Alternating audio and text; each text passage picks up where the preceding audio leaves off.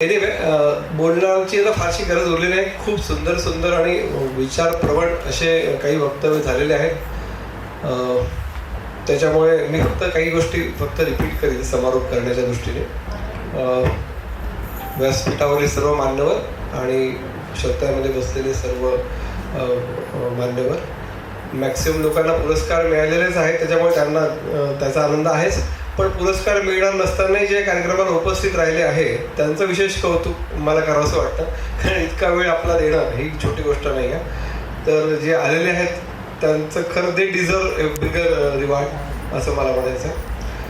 तर या कार्यक्रमामध्ये हे सुंदर आयोजन झालेलं आहे. छोट्या मोठ्या गोष्टी काहीच महत्त्वाच्या नसतात, पण त्यातनं टेकअवे खूप काही मला लक्षात आलं आहे.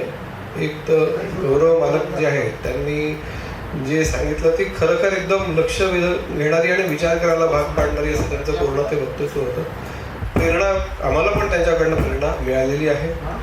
नंतर हलक्या फुलक्या वातावरणात आपलं छान सगळं चालू असताना एकदम थोडंसं गंभीर विषयाला स्पर्श करत काळबांडे सरांनी जे समाजातल्या वेगवेगळ्या गोष्टींबद्दल आपल्याला माहिती दिलेली आहे ती पण आपल्याला स्वस्त वस्तू न देणारी आहे. म्हणजे इथून आपण गेल्यावरती आपण घरी जाऊन चहा पिणार आणि पुन्हा आपण नॉर्मल आपल्या कामाला लागणार असं होऊ शकणार नाही, कारण आपण सगळे संवेदनशील आहोत. आणि आपले काही बांधव दुःखात असताना आणि इतक्या वाईट अवस्थेत जगत असताना आपण आपलं एक बऱ्यापैकी सुखवस्तू जीवन जगत आहोत. त्याच्यामुळे आपल्याला इतर हे जगत सगळं हे भरल्या पोटेचं जे आपलं साहित्य निर्मिती आहे ही चांगली आहे नक्की, म्हणजे आपल्याला ते करायचा पूर्ण अधिकार आहे. पण तरी सुद्धा एक संवेदनशील व्यक्ती म्हणून आपल्याला आपल्या समाजातल्या इतर वर्गांसाठी सुद्धा काहीतरी करायला पाहिजे, कारण आपण त्या करण्याच्या परिस्थितीमध्ये आहोत. बाकी कदाचित कोणी त्या परिस्थितीमध्ये पण नसतील, कोण करणार? सरकार आपलं काम करत असेल किंवा नसेलही करत, पण समाज बांधव म्हणून आपली पण एक जबाबदारी आहे. याची त्यांनी छान जाणीव करून दिलेली आहे आणि मला वाटतं ती आपण एक टेकअवे म्हणून आपण तो घेऊन जाणारच आहे मेसेज. काय होत आहे की सगळे आपापल्या क्षेत्रामध्ये आहेत. दोन वेगवेगळ्या क्षेत्रांमधल्या व्यक्ती सहसा फारशा एकमेकांशी भेटतही नाही, त्यांचं काही कनेक्शन होत नाही, संवाद होत नाही. आणि जो तो आपल्या पर्सनल प्रोग्रेसमध्ये आपापल्या करिअरमध्ये पूर्णपणे लागलेला आहे, त्याच्यामध्येच त्याची पूर्ण घाण्याचा बैल शब्द जरा स्ट्रॉंग वाटतो आपल्याला, पण कदाचित ते आपल्याला तसे आपण वाटत नसू, पण ॲक्च्युअली आपण तसेच झालेलो आहे, हे खरं आहे. पूर्ण वेळ रिटायर म्हणजे बहुतेक लोकांशी बोलल्यावर लक्षात येतं की हे सगळं करायचं आहे, पण हे रिटायरमेंट नंतर करू.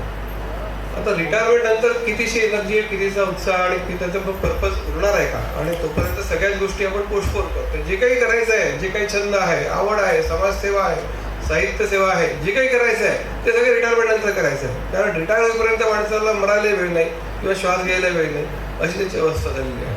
तो व्यवसायात इतका बिझी झालेला आहे. त्यामुळे जसं घरच्यांशी बोलायलाही संवाद नाही, शेजाऱ्यांशी बोलायलाही वेळ नाही, इतर सामाजिक उपक्रमामध्ये भाग घ्यायला किंवा स्वतःला जे आवडतं तेही करायला जर का वेळ नाही आहे, तर ही एक नवीन जी जीवनशैली तयार झालेली आहे, विशेषतः शहरामध्ये. ग्रामीण भागातलं समाज जीवन फार वेगळं आहे आणि शहरी भागातलं समाज जीवन फार वेगळं आहे. इथे गर्दी खूप दिसते, पण सगळेच त्याच्यामध्ये एकटे आहेत त्या गर्दीमध्ये. तर ही वेगवेगळी परिस्थिती आपल्याला जाणवते आहे. आणि अर्थात जो तो बंद करून जो तो आपापल्या परीने त्याचा अनालिसिस करून आणि समजून जे काही तो जेव्हा जेव्हा शक्य होईल ते आपण करतोच.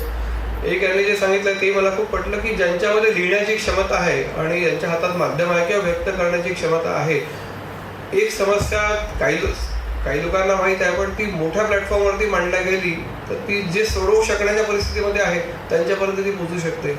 आणि त्यामुळे लेखक म्हणा, कवी म्हणा, साहित्यिक म्हणा किंवा पत्रकार म्हणा, आपण ही जबाबदारी स्वतःहून घेऊ शकतो. ती ॲक्च्युली आपल्यावर आहेच, पण ती जाणवत नसेल तरी आपण स्वतःहून ती घेऊ शकतो.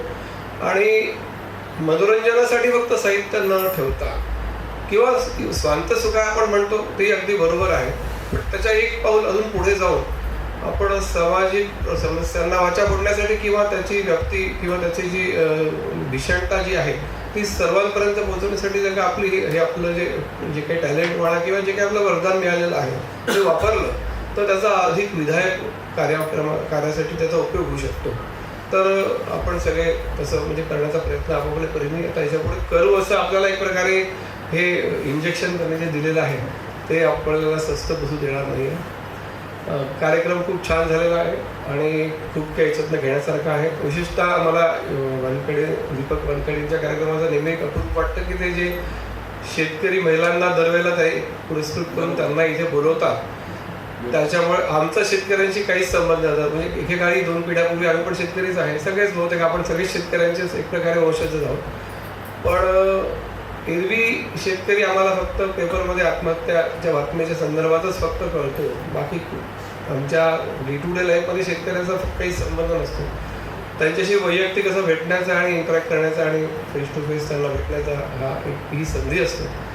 आणि सगळ्या किती संघर्ष करतात आहे हे पाहतो. पण त्याच्यात मी ते म्हणजे सहानुभूतीची अपेक्षा न ठेवता उलट ते इतरांना प्रेरणा देऊ शकतील इतकं सुंदर ते काम करत आहे हे पाहून आम्हाला त्यांच्याकडनं खूप काही शिकण्यासारखं आहे. म्हणजे आपण आपापल्या पद्धतीने आपल्याला वाटतं की आपण तर भरपूर हार्डवर्क करतो आहे, पण ते ॲक्च्युली खरं म्हणजे फारच कमी आहे.